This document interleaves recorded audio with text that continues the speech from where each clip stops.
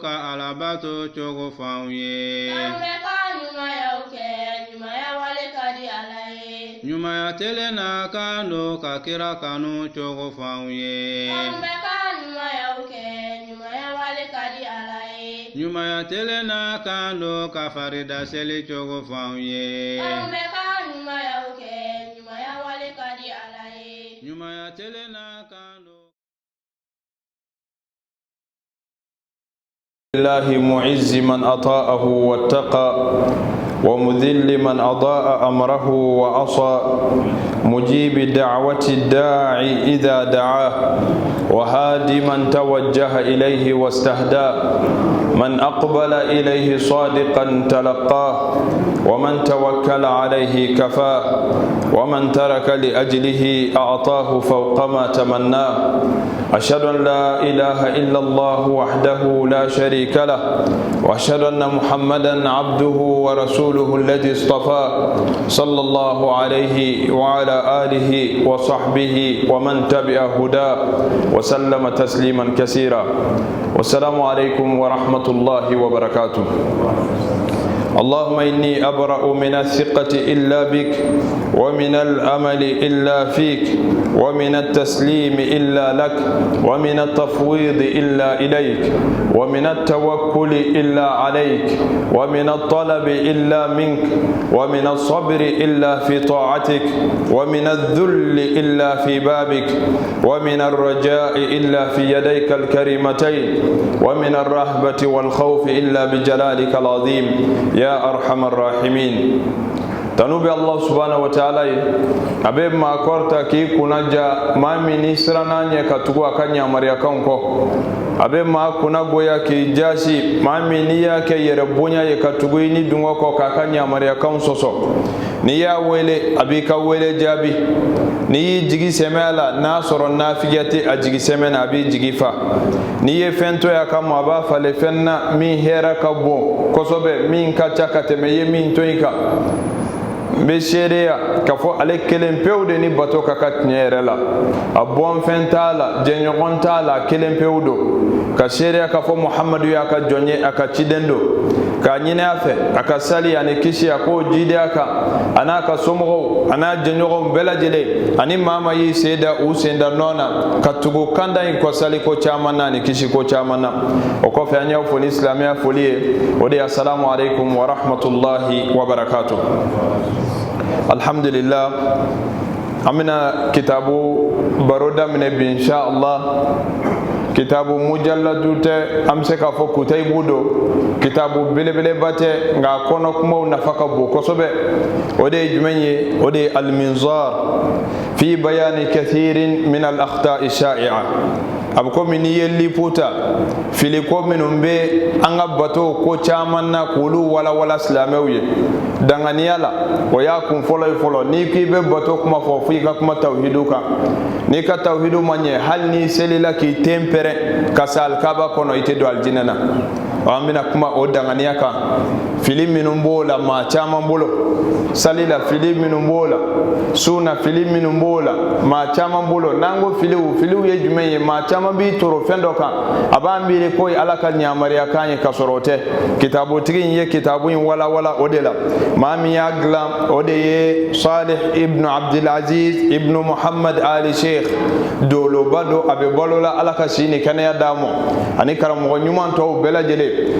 alewe ni wala fili minum be ma chaman bolo nu toronedo aka wala saw ka bo filina danganiya o babula sali o babula sum babula erer minum bala ngani jama famba ba ke wa miri kwa kan hiji kono nana furusiri kono nana janaza suka selula su don chogowula an yere ka ko chaman be akmana ni bela jele kan ninna ababu folo ijmenye o de bidamine danganiya ina fanya fawi tugo de tawhidu o ko fe ya nyanga do walanda yere kono anye be ambalma minuna no ye nyumanya tv mawye o yere de ya kanu ka foko bina walanda nununta wala sa akachari kosobe masimu wele dorome kelenti du mo bina ke fi sabilillah mauka famu alaka famu nyumandi nena o bela jele mo wa sallallahu ala muhammadin kitabu in babu folo o de jme akhta'un fil aqida filiminum be danganiya la ma chaman bolo no tawhidu ye yoro ma chama be courage bala a chesir ledo ngabe ka nyeno ka fa be siranu manka ka sorate siranu manka de o de ka chanko sube non te dina ka di ma chama ye wa ya damne wala ijme fo ako ashirkiyatul mukhrija min al milla wa ba'd anwa ash-shirk al akbar fa minum be ke sababu ye kama bo islamere sinzan kono flanka fuya belebele ba flanka fuya bi kla kata kla yoro fla belebele ba ni fitini be aya damne belebele ba ina se o de ka ko ala e kateme fe bela jele kan wa iba ye moto wajuli de fe kataya se ni yo fo o de islamiya yere ka fo ko karsa islamiye aka do ko ni islamiya aka islamiya ko ni ka kene ko sobe o bi doj men fe aka soro tawhidu mogodo tawhidu de ijmenye ala kele bantia o filim minum be kitabu imbe kuma ulude ka o koro bara minum be na fo ne ya ye o bi ka bara la itesiri ka tubi jona ka se Allah subhanahu wa ta'ala mo no de ni mama fatura ka to filim min na fo tawhidu taina ni mama fatura ki toka e ka tawhidu wobola e ka tawhidu ajengenedo e ka ala kelebantia klenente adon ka fo ki sengenedo de halni sanke me yiri ka ko ala botola ala mo taala de ala ci den fen fe ci abe cira kana tawhidu de fo mo kowi tawhidu gerengere o de islamay o de rabi kanto walaqad ba'asna fi kulli ummatin rasulan an ya'budu allaha wajtanibu at-taghut ayen korola mele akot tigen kana aw ye ci den ci manton be mo o ci kun kuyemu o kana sugu jo choko fanya wa o ci kun kuyemu muso be furu cogo mi ko fanya yi umati o kamo de o tira mu de kamo ako ani abudullah ka ala kelen bato tawhidu wajtanibu taghut ko yoro jenya kalon fen be no be bato no ti ala yi o mo wele ko kalon fen ko yoro jenya wala taghutu be se ka ke fe be ni e mo teme adanka kabla ala ya place la tigi be wele ko taghutu yoro ka ta jamana ko na ko sube adabna mo gawla hali e ka don fini ne ya teme adanka misali yala jalani mi flene kana ne ka fa ni ye ni siri dongo do nya jatem na mi war basoro ni ya siri ka fa ben garzige foni abu wole ko to agoto bi jate ala fe ke boli sonay o de la ko in kanga nyefo de ko in kanga famia ko sobe mi nga jugum ebe islamia la sambinani sambiduru sambishegi kafatu kata ala fe etare nyele wati mi lahara kenaka e kata ye kafoke ka bara bekera zeroi monebe mi nga jugu katemoka ala te flanka foka bara minede amako tala fiyo o kitabu tigi ya kerengere ka adam ne no e parce que o de dine ko bey Qur'an sura fola sura jumay suratul fatiha ni Qur'an dele sura folo min be o yode o suratul fatiha be mo fanye mo ba kono iyyaka na'budu wa iyyaka nasta'in ala ekelem pew ambe dorande bato koroy mi bato koro ka tande ka seli we ala bato yi ka duo ke ala bato yi ka iweleli ka dama ka si ala bato yi ka kantigeli ke o ala bato yi ka dafalenta nimbe ala bato yi ki jigi seme nimbe la jele ala bato yi e de be ka laydu di ala mo Qur'an sura forola iko iyyaka na'budu e kelempew ambe dorande bato ama fa ko a'buduka wahdaka ikelende amo fode iyyaka nyenkale iyyaka na'budu kelempew ambe bato be de mo nde nabi man bato nde meleke bato nde waliu bato nga bato be de ala kelempew de mo wa iyyaka nasta'in be de men ne kelempew to ronde fe nga bebe ni laydu takle kono chien joli chien tan wolobla na flaseli sentola de farda nga eske na sora ko famu na dugu bebe ke flanka fo ita foni ala hinana minuna bali flanka fo ka chande wa wajini banko maliyen ka tawhidu wajini bo odela wallahi dabali banko do ko ibe mowi o chesri ledo karamo faida do fonyede ne ko ay faida do fo ay dam gara do dola ni nafaka ko faida be nye kono kateme kana tata sumana faida be ko bo imana duwa kalan cogo ni te tawhidu mo ay ala te ka duwa mune imana sali cogo ni tawhidu te ka barala ni tara hiji bara beke ka nye ka soro tawhidu taala ala ta mune isuna ete tawhidu mo ay ala ta mune isali la ite tawhidu mo ay ala ta mune wa bi se ki nege ni te fen tinya tawhidu la kalodo de anyanyini folo o de la ala maso ala kira yere ka le goto fo ka anyanyini jango kata sene na umo ay mo faye fa'alam annahu la ilaha illa Allah fa'alam annahu la ilaha illa Allah wastaghfir li dhanbika walil mu'minina wal mu'minat ni aya en laje ikasegi kana aya werem abi mo fo faman yakfur bit taghut wa yu'min billahi faqad istamsaka bil urwati al wuthqa ako Muhammad ne ala don folo la ilaha illallah korodo tawhidu don folo o kofe wastaghfir o kofe ika soroka ala ya fadele o koro ni tawhidu ti bolo ibugule do wurdi min kay ko bi kari ala mo taala rodi kadi mo yebi kata wurdi bowta ni wurdi mbemi ni wurdi mbemi ni wurdi inta ni tali gelembi afa ni bisaba ni kemen yire hey ite hina yire lay kala je ka tawhidu kan wal ma may folo ito la je folo ika kona jabo de la de o de febe la jele la sili ala bu ko kan ari da ala kira e jango kata senene emo ako wa ala fa'lam adon folo annahu la ilaha illa Allah la ilaha illa Allah koraymu alni e mo min ngam misiri kono ke jodda la sa kan la ilaha illa korofo mami ba do ka do de yara bi nyoro ko ma chama ba do mami ba do ka do ko sobe akwa don folo la ilaha illa Allah koraymu wastaghfir li dhanbika kofe ikasoro ka ya fadeli ke yayi ay doni de blabaranye e mala do e bala boto tugodi nin kadi alay ni mandi alay e mo don e bi ke botoka o de may ma chama be courage bala nga filile do alere kon kadjete ko ni manye atatnye alay rebe ne ngani don sa ni manye atatnye ne fe ne hakil nana hey o te dine ko la de nyo misale de tayiya o dona ngo ete son o mo fen were la jango kata se dine ko mo dine dun de ka gele fe bela jele anna ku ye dine ko inde dumini ke de be akono ibi se ga logo ma ni ndo tige ka se ga bolo ka ala boto no de imana dumini ke ka mode imana sugu jo ka mode o tena ka kuma koy ala de ko wa ma khalaqtul jinna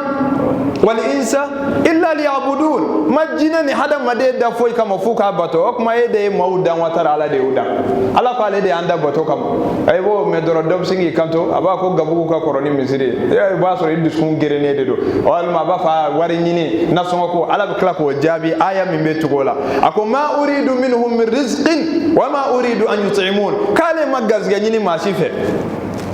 ala ma foko ma shi kale la dumni ala ti dumni ke ami bla bogo noni na ami bla akoy ka fen folo min kan nyey bulo o de ka dinaye wallahi ni yo ke molobana nyobana ala ki ka tawhidu min kay kilo laban wa alla istaqamu ala tariqati la asqaynahum ma'an ghadaqa konu yu klesira ka durambe jini garzgen nema shuru ka kasralu matama no fe amma clean angan janto de ko in lasili bela jele tawhidu yi aw ka foko ni ncheka yin ne fe ne hakilnana nyo misala tayiya ngo joni be son ati da dokotoro dokotoro fini bala parler do kanya be dokotoro so badola aya ka kono fara mina mbo ka bini kono fara yana ka kirinankila akon balmake islame ne ngani yakay ngoni inte dokotoro donde men ngani yakay baraka dinye akachala ala fe fana ni kono fara ite sa ibi kana ibi son Islamé obiso o yoro kile bebe wuli e ka do fana abuka do avion mi ngona ko ne addo to fle avion kono avion yi wo bala de minum ba entretien ko aka chala be so ngabe nga anjigi be alaka ambe tanye fe mabido masite do ngani dine ko nan no dorobe mo de kame ne fe ninta tnie ala rebe ne ngani adon ko nyenchesri vraiment ko min ko inflene wallahi ambe klemina mo chama tnie ne de ka se côté patron de afota e doni bawde e ala bi duskundo ko iklendor wallahi ala nyabi duskuna o de la babu indam ne ni jumenye o de ye flankafoya o flankafoya o damne bado jumenye al istighasatu bil amwati wa du'aihim kashuwele ki dama kasi shula ni ni fodoro do ka tasho be wuli usinga foyo te ma baw fede ay ma baw juga de bulango wallahi ala kam ma basi juga ya tauna abadan ma basi juguya tana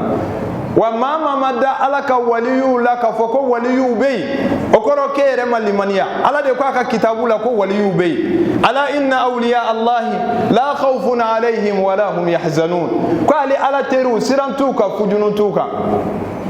o beta confunde nege o maso waliyu ko ma bate ko ma be kele nasoro ma be kele ma bi to den to da malawa nasoro mo usani nyoy ma bi obe confunde nege ni kuma yi an ba do maw ka usani nyoy an dalido ala fanango ala ka waliyu be siga foita ala ka waliyu be chogo mede an dalen gola chogo mede an dalen ba ala fanango shetane ka waliyu be te ni gibe kuma doro yoro kuma de be fiye jamana ko ni ko aka na shu wele do ba fa hasidi ade do aka na shu wele ay o te ma ba de fe o te ma ba de bunya ko be ka ke kelenye wallahi o te hakili bi se ka mine chugode ko mi dani ke ani min dana e ko luka hakebe ke kele hakili bi so mo chugode e kata do ministre ka bureau ko na ka fo kana ka secrétaire ke bo be ke garade kele ban wal ma secrétaire ka wuli kale de be décision ta ministre de resigile nyana te tege ko alin ci aklu koro o eti se ki sanga ka ministre wala ka patron e be sanga ala la chugodi o mi e fama ko fama yi o be se ka ke chugodi no fori e fana be toro chugodi esi islamia nyere famu ya Allah sili famu na nga ba fo ma do fana be do ka me ko hasidu yoro al do de la kan wele anye kuma do fo ba awe hasidi de abita neni te koy kana dad neni mo de idafara ikana da nyekumu mo nyekumu fuka joli shuru ka bwala wallahi la yuqaddimu wala yuakhir ni ala ko mingi soro de bi soro na soro ma bayado ala ba do wallahi ante ka ni kuma yin fawiye ko yere yirantiya do ala ba do na soro ko ma bayade kadanye wal ma ko fen were de do amita sigi an kumbe fen were fo mi inteni ambe fen were fo mi inteni wala ba do amse ka jama soro fada ngambi fe de dine tnye mi o ka fo mawye ama fiye ko ala ka waliyu tede waliyu bo nyuma chama te mena jamana in kono ya ala kelebante jon kundo kunte so namara mo anga shetane waliyu minun kele do kam mali fabbi anti se ganda do fana kada shetane ka waliyu ka chaka te mala ka waliyu ka wa shetane ka waliyu akachala ibasoro be kaba koko yereke o ka jama de giri nga bo ko sobe ala ka waliyu do be abe do misiri ngono siza na ko salamu alaikum abge donye ko roka na deli la buso nga fa kala kanso sey basoro maka jate taka kasura ala kira ko law aqsama ala allah la abarra kale ka waliyu ibasoro ka do bina hala yi chugo moy ko nga nayi kale ko kaminyi ni ala fe ko yoroni kile be ala boke e waliyu bado kibari ala jeke uwaisul qarni ala kira maye ama kira ye sahabau ala kira ya barobo sahabau ya ko ala jondo bina wati do la bi bo yamani nana ay duwaw ni nafe aka duwaw kaye aka duwaw bijabi Allahu akbar jolbe kan fo ala ka tide Muhammad sallallahu alaihi wasallam waliyu kan nyemo goba obeka waliyu do ko fo sahaba tede parce que ama kira ya nyana tabiina de uwaisu akwabi na kabo yamani ni kira e kuma min bwa da kono sahaba uti kulongewla utora wati be sanwosa ni yamani ka ubina maka ube yamani ka kumbe ubala je uwaisu be mi onyana ka bina ye ma parle mbaw de chela ma yulu chela uyaye wati me utara soro ale deneni do kerefe ali maka jate bataka usigile do be dumine kala onyini ngara kwa ma do taw kwa mbebia ma site ya mimbe kofe ko mo si ay ko fona bora anga fe ale be ka anya ale to aka tiga nyaga di misi uni sagaw mo kofe Umar tara laje Umar yaye dora yitoraka kwa la kira mi fonni de sallallahu alaihi wasallam akombi dede ala ka mo do kany joni bi ka do nyini Umar chemi nak ye kuma fo ala be kuma do jingi mimbo kuma sonje o de ka duwo nyini wali do fe yoro ibina don na ka amba ne te wali yede ango wali nambara to anti so de ka wali yamo wali mini muso bi donge ango ngede te wali nyumanye e shetane ka wali yudi waliu mimbe dine glomo buruja selita kunye ingani yakanye adonta abitandoro akana ninke uyefebe haramia ango gede te waliu nyumanye no dandale do waliu lawo mashiteke mu'mini ni maso waliu otike fi abadan setane ka waliu de anti so de yefo kansa o kwa folo jumɛn o de al istighasatu bil amwat ka su wele yoro de publicité be jamana in kɔnɔ i bɛ taa maa dɔ sigilen sɔrɔ kaburu kunna seku masinan nani wele mobili ko bɛ na muso ko bɛ na moto ko bɛ na o ye n bɔ n place la mɔgɔ bɛ baara n nani wele a yɛrɛ b'i da kaburu kan a b'a nɔrɔ kɔ la hawla wala quwwata illa billah ni tawhidu tɛ maa min na o tigi lalonnen do koyi e bɛ ka moto ɲini min fɛ o mago bɛ matelas fitinin dɔ de la san dɔrɔn k'i da o kan o dalen de bɛ buguri cɛ la dumu bɛ ka kulonkɛ a kunkolo foroko la a farisogo bɛɛ bannen do hali a tɛ se k'a fɔ ko na n ka n kɛrɛ yɛlɛma o ye kuma t'a la ni ala ma ɲaamɔ ka min kɛ kɛcogo t'o la nka e bɛ taa ka t'i dama kasi o la ɔ n'i ko sisan dɔrɔn ko k'aw bɛ taa ka t'u wele u bɛna mun fɔ u y'u ɲɔgɔnna fɔ ala y'u jaabi o la ka tɛmɛ n'i ko ko u b'a fɔ sa ko bɛ maa kafiriya ko dalilu bɛ min yɔrɔ de bɛ dɔw bolo yan n'i ko dɔrɔn ko nin baara in bɛ maa kafiriya an b'a fɔ n ko dɔw fana ka wuli o bɛ se ka kɛ maa dɔw fana na i b'a sɔrɔ ale bɛ maaw kafiriya ko la ka sɔrɔ ko min a ma fɔ k'o kɛli ye kafiriya ye an b'o fɔ mɛ ala ko n'i ye ko min kɛ k'i bɛ kɛ kafiriya an b'o fɔ an da camancɛ la para n'o jari alhamdulillah n'o ma diya ye i b'i yɛrɛ faga i b'a fɔ k'i ye ala ka kuma mɛn k'a ma diya ye ɔ n'o fana de fɔra i bɛ dɔw kan mɛn ko a kana maaw kafiriya sa a kana maaw laboli sa kana na i si yɛrɛ kɔnɔ ala ko n'i ye ko min kɛ k'i bɛ kafiriya o fɔli fana i ko k'o kana fɔ e bɛ tila ka firawuna ka kafiriya fɔ yan firawuna ye aw ka du de ci yan a delila k'i ka na de bɔn wa mun e b'a ka kafiriya fɔ e n'a jɛlen bɛ jamu kelen na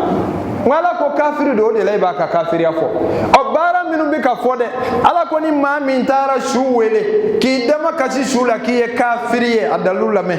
ne ka kuma tɛ dɛ kuranɛ suura min na a lamɛn i k'a lamɛn ala subhanahu wa ta'ala de b'a fɔ ba'da a'udhu billahi minash shaitanir rajim ومن يدع مع الله إلها آخر لا برهان له به فإنما حسابه عند ربه إنه لا يفلح الكافرون جوني كافر يا فاسد ألا يرى نتلا أقوى من يدعو مغمغ ni ye fɛn wele min tɛ ala ye i nan'i jɔ kaburu kunna i y'a wele maa o maa a ko wa man yad'u maa o maa maa ma bɔ maa la dɛ e ye karamɔgɔ ye e ye nin seku ye e ye nin kara yɔrɔ o de bi yan a bɛ maa dɔw ɲɛkɔrɔ ko diinɛ kiiti gulonnen bɛ kabila dɔw la n'olu ye min kɛ dɔrɔn o y'a dama sariya a y'o tɛ dɛ ala bɛ ka nin fɔ jɔnni ala kira yɛrɛ wa man yad'u ma allahi ilahan akhara la burhana lahu bi a ko maa ma ye weleli kɛ ka fara ala kan o weleli min dalilu t'i bolo la e bɛ ka nin min wele ale ye jɔn ye e ye jɔn ye a ko i kɔni i fɛsɛfɛsɛlen o bɛ ala bolo koyi a ko nka dɛ innahu la yuflihul kafirun ko kafiri tɛ kisi fiyewu jɔnni y'a fɔ yan ko kafiri don yɔrɔ ala de y'a fɔ ko kafiri don dɛ innal ladina tad'una min dunillahi ibadun amsalukum aw bɛ ka minnu wele aw ɲɔgɔnna jɔnw de don koyi ni limaniyantanya yɛrɛ tɛ ni maa hali ni nasɔngɔ gɛlɛya b'i la e taara k'i bɛ taa waritigi dɔ fɛ yen k'a ka ɲɛ i mɔ ka nasɔngɔnin d'i ma e nana sɔrɔ a bɛ sunɔgɔ la f'a bɛ gɔrɔntɔ i bɛ mun kɛ silamɛw bɛ mun kɛ i ma i ka taa ka na walima i k'a kunu walima i k'i sigi k'a kɔnɔ ɔ y'a ye maa min bɛ sunɔgɔ la e nan'o sɔrɔ sunɔgɔ la i tɛ se k'i ka ci fɔ a ye k'a to sunɔgɔ la min sara san joli joli e bɛ n'i ka musoko fɔ o ye cogo di e yɛrɛ k'a da i ɲɛkɔrɔ k'a lajɛ min sara k'a kɛ buguri ye e bɛ n'i ka kibaruya fɔ o ye cogo di yɔrɔ i bɛ k'a tɔɔrɔ dɛ i bɛ k'a sɛgɛn dɛ a ma f'i ye ko kaburu zuura tɛ yen i n'a fɔ a da bɛna magaw la ɲɛfɛ sariya yɛrɛ ko an ka taa kaburu ziyara a ziyara kɛcogo fɔra an ye nka a ma fɔ an ka kaburu bato dɛ depuis su kɛnɛ a bɛ fatu waati min silamɛya ma sɔn n'i bɛ sali k'i kunbere minɛ k'i te turu n'i b'i jɔ i b'a bɛɛ kɛ takibira de ye mun na a kana kɛ lalatɔ dɔ ɲɛkɔrɔ k'e bɛ ka su in bato o y'a sa waati yɛrɛ ye a salen kɔ k'a toli o de waati min i bɛ sɔrɔ ka taa seli a kan i taa kaburu dɔ la i bɛ taa maaw sɔrɔ sanga bɛ sirilen don u bɛ sali la yen o n'u ka kɔlɔsiw bɛ t'u jɔ o b'a dama kasi walahi se tɛ su ye n'o tɛ a bɛ wuli ka tɛgɛ kwalen ci i tulo kɔrɔ fo k'i sa i tɛgɛ ma ye tuguni parce que i bɛ k'a tɔɔrɔ i bɛ k'a kungo caya i bɛ ka kungo de geleya Allah subhanahu wa ta'ala yoro duwa min flane duwa ya ala bato de ka weleli ke o ya ala bato de o de ala kira ko sallallahu alaihi wasallam ako addu'a huwa al-ibada ko duwa ya ala bato de imam ala ba fo akele ka fo duwa ko la ako innal ladhina yastakbiruna an ibadati ko ma min bu yere bonya ale botolimo o ya sura ay jumele fo ako uka ale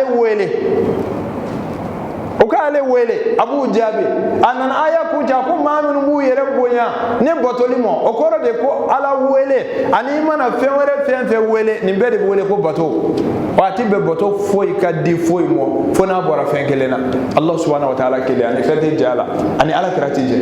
sallallahu alaihi wasallam ani jibrilati jala melekati ani mimbeje chidenti ani mimbeje jango kata sai karamogo mo ani ala kirama jala ani karamogo bije ani karamogo ti jede o anga do ka fo ko ni feminu fleni atebe haramudo abi kanto qur'ana yoro wede wa annal masajida lillahi fala tad'u ma allahi ahada ko misiri nunu ye ala tade aka na fen were wele kafara alaka aka batola aka no ke fiu halati be kana siza ka ko nanga ni nanga doni ndi ala mo ka doni ndi yafe yoro bi se ka fen were kula hada mo de ni nyonche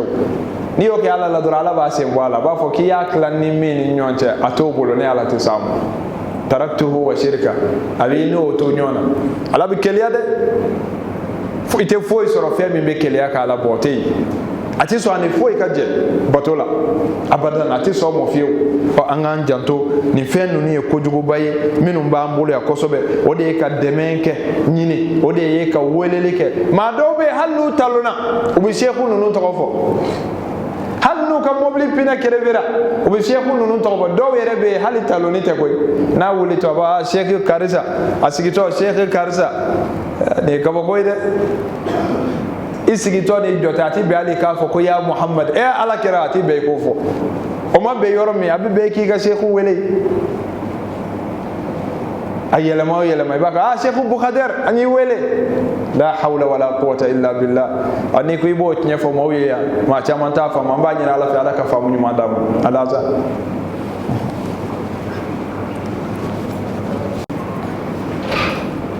alhamdulillah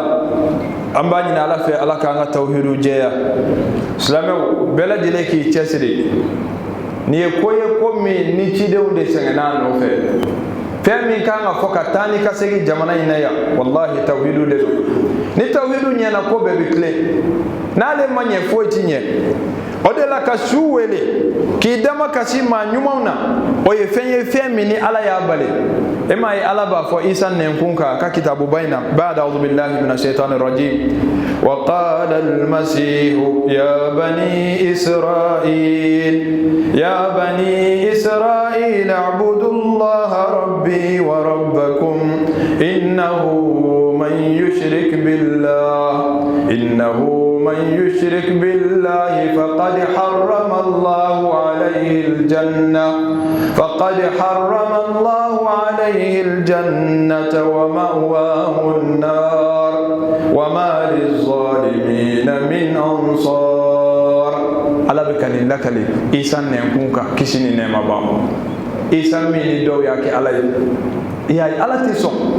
demakasi ka ke chidewna ala bina so tugo de ki demakasi ma dola ya yere ta do minga farda yere minene do folo ala mi so ki demakasi ma la tugo de ma min fatura ala ma so demakasi ka ke ala kira la sallallahu alaihi wasallam akona be weleke aya demakasi ala yere la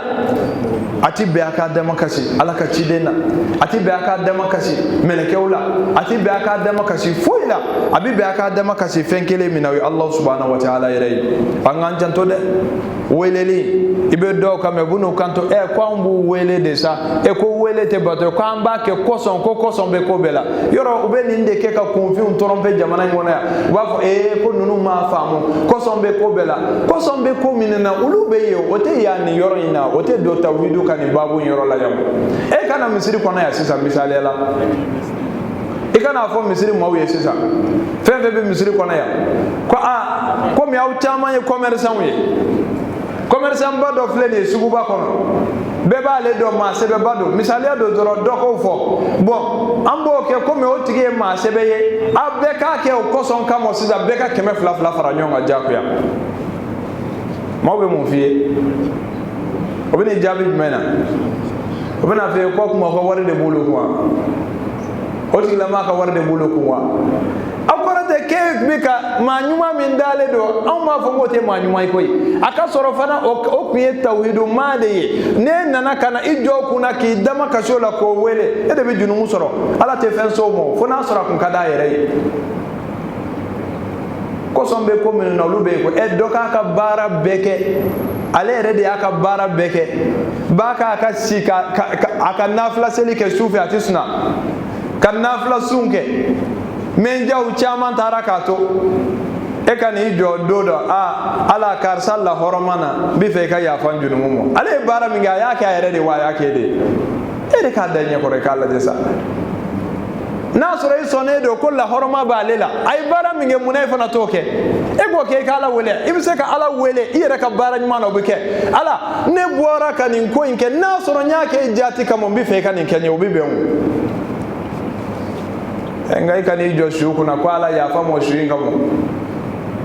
ne shuingu e shunyu ma ko sele minge munere to sele nyondo ke ni o ke drala bi ya fimo e ma shunya ka sele ke dia e no kundo ma bi senga no kundo ala kira ku ye boto minge o tambe bo an ba to do ramba fu ala ya famo en o kira be sele fu ase be pereye ifana ya famo sa e munan fana bi sele ay ko jatem ne ko yo be ma chama de negende amma ba ma shi ka ma baya mo ni mami alaka ma baya ma bawo setane ka ma bawo ulude te alaka ma bawo wata yaratu la de tasuma telefonu tubira de o angan janto Allah subhanahu wa ta'ala kanari danye welelula o de la weleli o be kerengere ala dorondi nyenda makasila karsa o iflan ka foyede o te fala kera mo jango ka tasi karabo o yoro de biya iba ne to fora doro ba fa ala ka chide anya keta nininte on yere tiketa nininte on teketa nawti on kunati jakoy e nawte on koni on te kisi koy la hawla wala quwwata illa billah e be go fo mi o yere ta do ka kisi le do folo wal ma kisi le te were to kala mo folo o de la donna na ala kiram do sallallahu alaihi wasallam ako ma sha Allah wa shi'ta ko ala sona isona ala kira nyeblena ale kunti dade namara kuma ka sallallahu alaihi wasallam ako cheymo ajaltani lillahi niddan o kuma ibe fekanini ala de sanga sisan wa i kuma min fo iya famu wa ibe fekanini ni ala sanga wa kana sigini nyogona kade afoni ala sona o kofe isona o kofe i bunya de bala nonte hali ni maso ala taymo fuyita koy ni ala ko minga ke wodi be ke koy ay be ni kuma nunu be ambule ni ki be ni fo mo yo ay ko be gelasa ay ko be wallahi kasorote dinen ki say tawhidu de ni mami mi ke sirala ibolo la ngulo be pote ode tawhidu ni ci dem fefe nana aben nana de kwa ya fu ye kwa la kelenye akala kelen boto ode la ala kira sanjole ke maka be kan fo santani ko sallallahu alaihi wasallam sunni jakawni e sharia kiri to lu be tara damo mi madina ode la hal ni bi fe islamé ka ko nyana bo aka soro tawhidu mawdo ni maga tawhidu mai tisaka ko glaw e ba islamé jama kulu kacha ngaw saka mu nyana bo nyako na islamé joli unde kacha ni dina mo be milliard ni ko ngaw la fule do kateme beka hal ni mami mi feka medai soro fika islamé nene parce que ni a jetemene nango tnye ibo milliard yu faranyonga ni tawhidu mo ko ala to ba de e ba soro dobe seli afe ngaw be kantigeli ke fewere minte ala iba soro dobe misiri e ko jamana ngono almami ubi aminu be turabuda almami ubi aminu be koloni fle no foro be digi dola ni ta da ita fo alhamdulillah ni ba da tubi koy no de ni saraka bi ta tasuma na de o angan janto tawhidu de ko bela jele la sidi no manye anga bara sitenye no manye wallahi la fiya chokotana kalimatu tawhid qabla tawhid al kalima anga jija la ilaha illa la korola yananga fo islame way ben ay do dakele fe ka bo e do se ka do dakele fe ka bo dakele fe chokodi azigi le fle misri mi ngono ne ka fa mo misri insan fe la jemay ambal make ka fo ko ay ko blemado anye do wele kana ko ni te misri yere ko tamoro furode ando tigi se ka nyoya anti se ka nyoya o de biya mawbu ko de fo ka jini sugune fara nyonka islamé ka ben ay do dakele fe aka bo dakele fe ambe bi ala ko tinyete de beti ala ko de wallahi tinyete boli sona bi ala ko o te ala ko fiu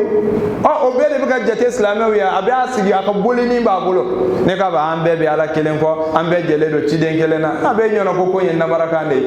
nabaraka ambe te ala ko de ni bina ala no fe ka tu ala ko alhamdulillah ni te na ite jete islamé de hal ni maw jera ka diplôme di mo ke islamé te islamé apa ale papier te bo mo abolo ko ala de be jenaye ka foni tugura ni siran ko e ba soro ay mu de fala kira sallallahu alaihi wasallam ko fastaqim kama umirta muhammadi kle ina foni nyaawar ya tugobi akadi ka mo wi tugobi hotel yoro de ba mbule bi anga kiri wi jumenye ani tese ka ke ni ne kadi mo wi bi eni te ba cheza ne re ba do vraiment fait manyanga ko mi jama famba ya ke ambo sirala dine to ye ko dine mana ma dungo kama ko no kundo ala kuma anto anyere mo hoyi anana fo minu ye wa di perela kana minu fei ala kera chira minu klela abe nyono ko kunfi unde kundo wa hakli mawde kundo ko don bawde kundo ma bawde kundo nga umasonga tugo ala ko wati me katuga ka tide ko kera jumenye ko kera mani o fanga janto odela anga tugu ala ka nyamariya kanko anga tugu ala kera ka sunna sanu man ko sallallahu alaihi wasallam anga janto ni bara minu fle abeke sababu ye kama ka bara be nyonyo odela ni mami fatura ka bita tasmana watigi ka ko ka be do jahannama ko ka bo ayo kuma taala de mama fatura kaburu batoka ibito ko de khalidina fiha abada ibito ko no bada bada fendama do ni be obi ka kitila ni sara salite kika hal nasore ki misali ete tawhidu mo koy fango famu de ayne kuma famu de aya yoro famu kosobe mawka do ko inte ko deni ebe sali ebe boliso ebe sali ebe ti dama kasi fula nafa fo itika salila ala fe ye kafiri de nafa kisakelen tala ni sara salite kika isute ko kaburu deni ti seye ibita ki tindi dege de kono ina fo baga mi yoro janya mawla chokobi